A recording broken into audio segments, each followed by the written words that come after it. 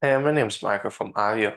Today we're going to do a review of our Pico Media Player that I currently have here in front of me. You're able to connect your Pico Media Player to your Clever Live account, meaning that you can present all the different presentations, alerts, and announcements that you already have on your Clever Live account to that Pico Media Player. The useful thing with the Pico Media Player is that you're able to connect it to any type of screen that has a HDMI input. For example, if you're looking to recycle any of the screens that you currently have in your facility, you're able to purchase a Pico Player and you're able to display digital signage on that screen. Mentioned previously, with the Pico Player, you're able to group different screens together so you can have them all connected on your Clever Live account. You can display different alerts and different messages across those Pico Players as well. You're also able to add in different QR codes onto those presentations, and you're able to engage with your audience as shown in the previous video that we've made on our channel. You're also able to add in your own videos, your different images.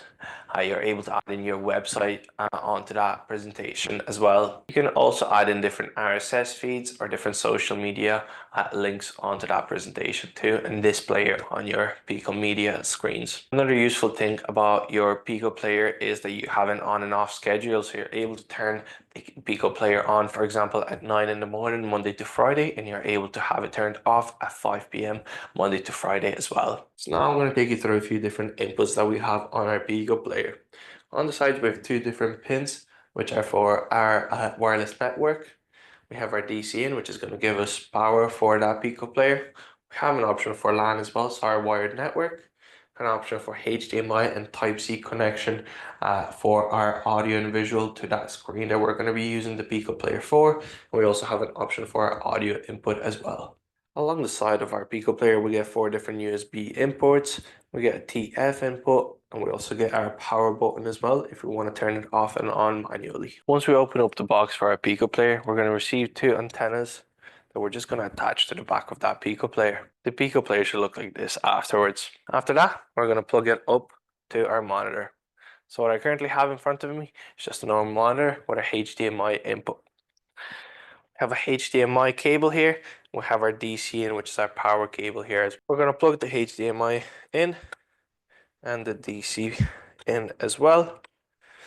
We're going to place the Pico Player somewhere behind that monitor. Once we plug in our Pico Player, we're going to get a code that we're going to put into our Clever Live screen menu, and we're going to be able to connect to that screen. After that, we can play any presentation that we would like on that screen. To run an update on your Pico Player, you want to grab a USB cable for your mouse. So again, it can be wireless or wired. I'm just going with the wireless option just to make my life a little bit easier. After that, we're going to plug in the USB onto our side ports on our Pico Player. Once the mouse is plugged in, it's going to give us an option for our cursor on the screen. What we want to do is we want to click top left, bottom right, top left, bottom right. Once we do that, it's going to take us into this menu here.